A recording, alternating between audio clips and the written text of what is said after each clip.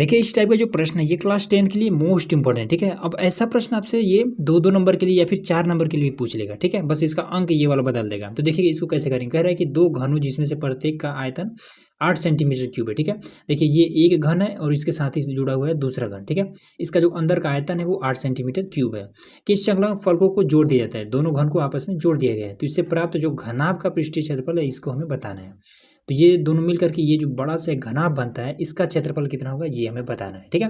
तो देखिए सिंपल आपको क्या करना है, तो सबसे पहले घन का आयतन बराबर फॉर्मूला होता है कि घन का आयतन बराबर में हो जाता है आपका भुजा भुजा क्यूब हो जाता है, ठीक है। तो घन का आयतन दिया हुआ है 8, तो यहाँ पर हो जाएगा कि भुजा क्यूब, ठीक है। अब इसको हम इधर ला देंगे तो ये हो जाएगा रूट में 8, ठीक है। और ये घन में, ठीक, इस तरीके से घन हो जाएगा, घन बराबर में आपका ये भुजा हो जाएगा, ठीक।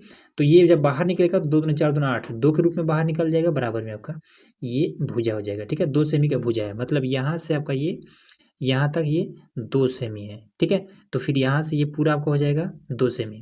अब घन में सभी के सभी भुजाएं आपस में बराबर होते हैं, तो ये भी आपका हो जाएगा 2 सेमी, ठीक है। और ये ऊपर वाला भी आपका 2 सेमी, चारों तरफ आपका 2 ये सेमी हो जाएगा, ठीक। हमें बताना है घनाभ का पृष्ठीय क्षेत्रफल, तो इसका फॉर्मूला होता है घनाभ का पृष्ठीय क्षेत्रफल लंबाई, ये हो जाता है फॉर्मूला, ठीक है। तो अब यहाँ पर देखिए इसको हल कर लेते हैं, तो 2 यहाँ पर लिख लेते हैं। अब लंबाई कितना है, तो टोटल ये वाला लंबाई, तो 2 और 2 4 सेमी है, तो ये हो जाएगा 4 गुणे चौड़ाई कितना है, तो चौड़ाई इसका ये वाला, तो ये आपका 2 ये होगा, तो हो जाएगा 2 प्लस में ये आपका चौड़ाई कितना है, तो 2 हो जाएगा, और गुणे में आपका ऊंचाई ये भी आपका 2 है, तो 2 हो जाएगा।